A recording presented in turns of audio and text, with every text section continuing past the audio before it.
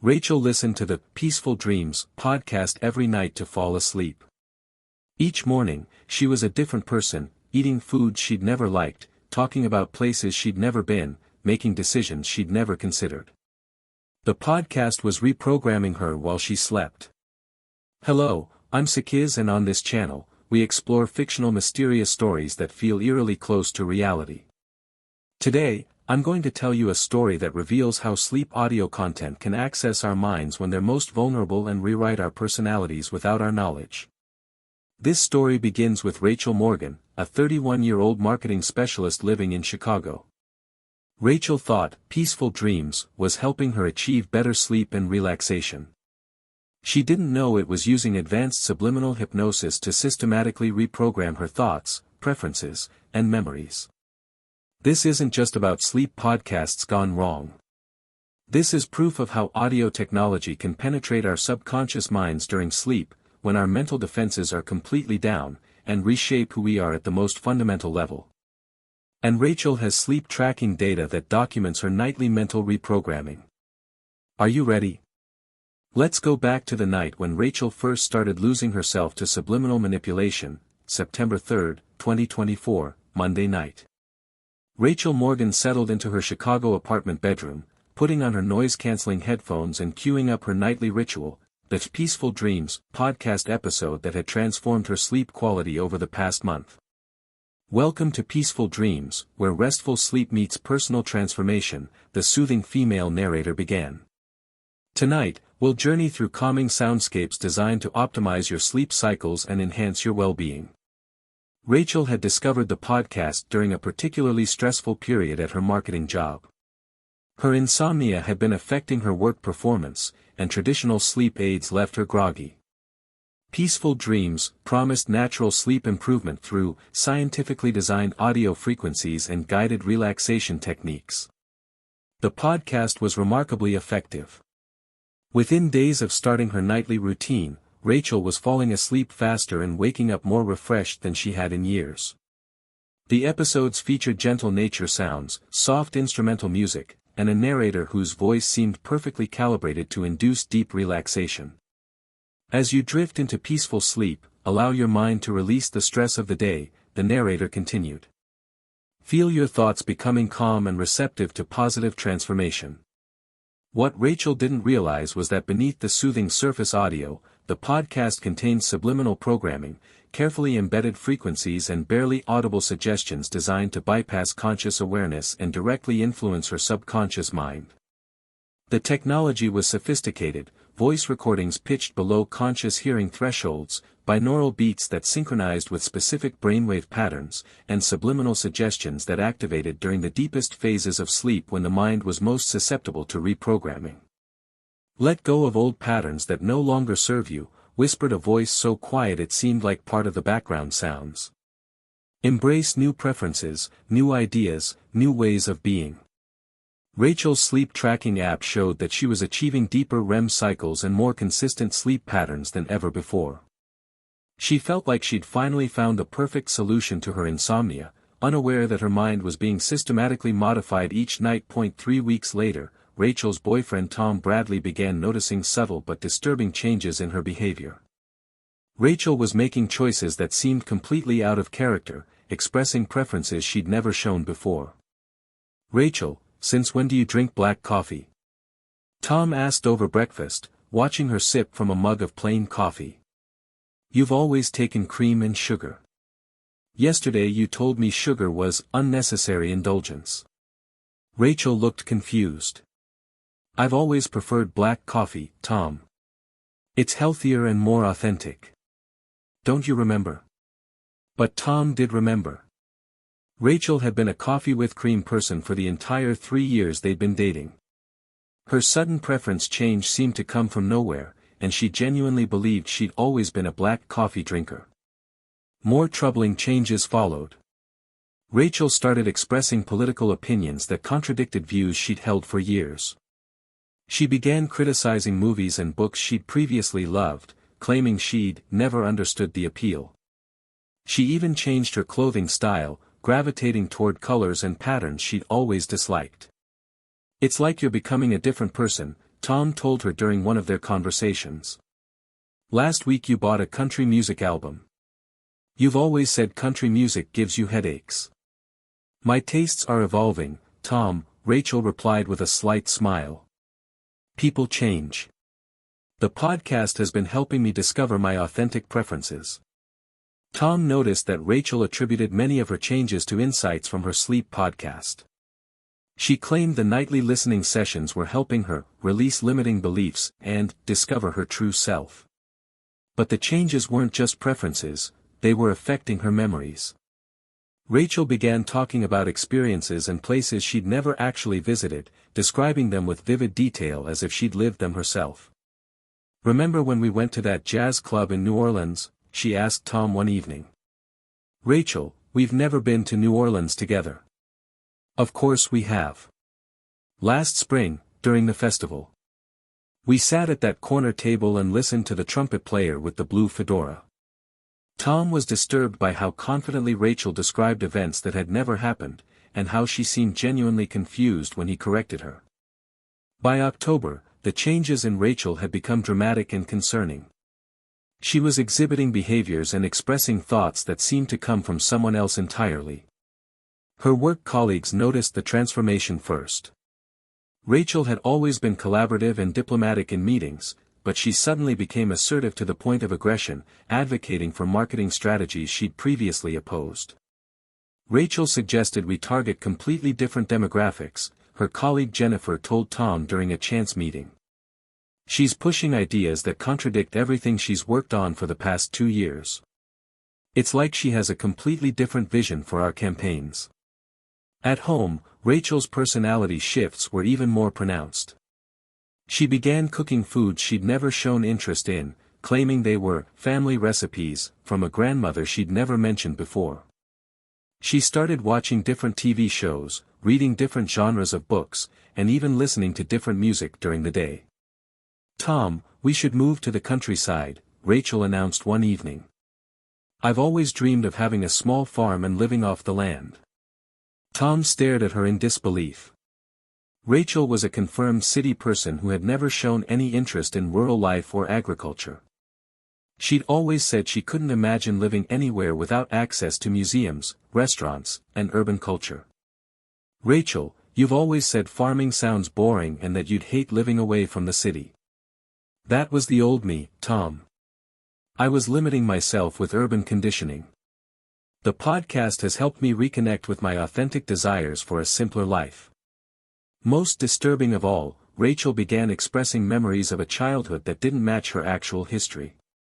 She talked about growing up on a farm, helping her grandfather with livestock, and learning traditional cooking from her grandmother, none of which had ever happened. When Tom contacted Rachel's sister to ask about these memories, she confirmed his suspicions. Rachel grew up in suburbs just like me. We never lived on a farm, and both our grandmothers lived in apartments. I don't know where she's getting these stories.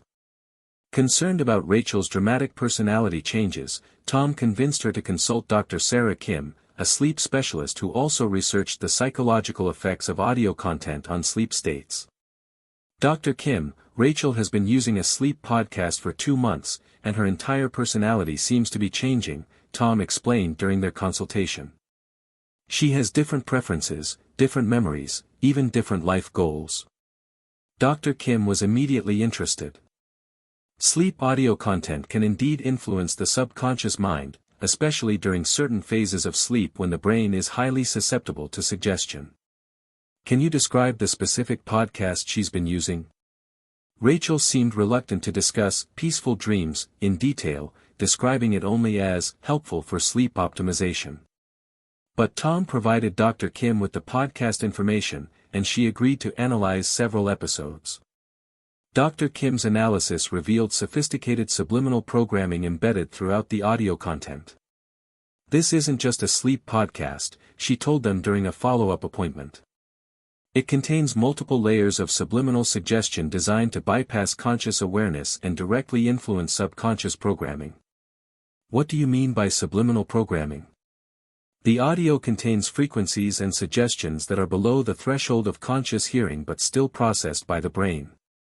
During sleep, especially during REM cycles, the mind is particularly vulnerable to this type of influence. The podcast appears to be systematically implanting new preferences, memories, and behavioral patterns. Dr. Kim showed them spectrographic analysis of the podcast audio. Look at these hidden audio tracks. There are voice recordings suggesting specific food preferences, lifestyle choices, political beliefs, even fabricated memories. The technology is designed to rewrite personality during sleep. Rachel seemed confused and slightly defensive. But the podcast helps me sleep better. I feel more authentic now, more connected to my true self. Rachel, that's exactly what the programming is designed to make you feel, Dr. Kim explained gently. The subliminal suggestions include commands to believe that these changes represent your authentic self and to attribute the transformation to personal growth rather than external manipulation. Dr. Kim's analysis revealed that Peaceful Dreams was using advanced hypnotic techniques including subliminal voice tracks below conscious hearing thresholds, binaural beats designed to synchronize with specific brainwave patterns, progressive suggestion sequences that built new behavioral patterns over time, memory implantation techniques that created false autobiographical experiences. Dr. Kim's investigation into the Peaceful Dreams podcast led her to discover a disturbing corporate conspiracy. The podcast was produced by Sleepwell Media, a company that specialized in behavioral modification through sleep optimization. Internal documents obtained through a whistleblower revealed that Sleepwell Media was conducting unauthorized psychological experiments on podcast listeners, using subliminal programming to test the effectiveness of sleep-based behavioral modification. Dr. Vincent Hayes, Sleepwell's CEO, had previously worked for military psychological operations units developing techniques for interrogation and prisoner compliance. His vision was to commercialize subliminal programming technology for corporate and political applications. Sleep audio provides the perfect delivery system for behavioral modification, Hayes had written in an internal memo. Subjects voluntarily expose themselves to our programming every night, and the changes feel natural because they occur gradually during sleep. The company's business model was sophisticated and sinister. Research Division used podcast listeners as unwitting test subjects to refine subliminal programming techniques. Corporate Services sold behavioral modification programs to companies wanting to influence employee behavior and consumer preferences. Political Operations developed subliminal programming to influence voting patterns and political beliefs. Personal Transformation marketed behavior modification as self-improvement and personal growth. Dr. Kim discovered that Rachel was part of Experiment Group 7, a test cohort designed to evaluate the effectiveness of complete personality replacement through sleep programming. The goal was to determine how thoroughly a person's core identity could be rewritten using nightly subliminal exposure. They're treating people like computer hard drives, Dr. Kim told Tom.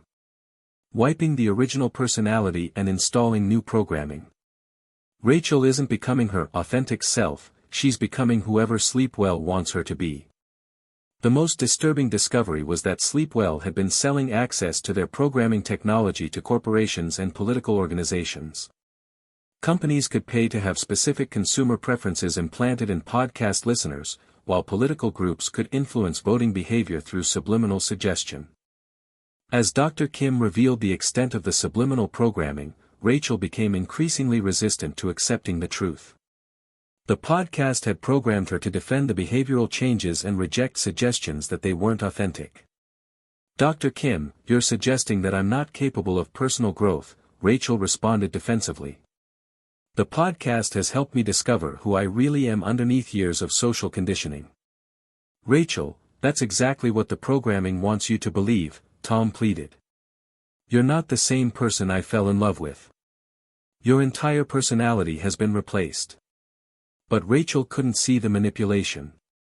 The subliminal programming included psychological defenses designed to make subjects resist external challenges to their new programming. She genuinely believed that her transformed personality represented personal evolution rather than external control. Dr. Kim attempted to show Rachel audio analysis proving the subliminal content, but Rachel dismissed the evidence. Even if there are subliminal elements, they're just helping me access my subconscious wisdom. The changes feel completely natural and authentic.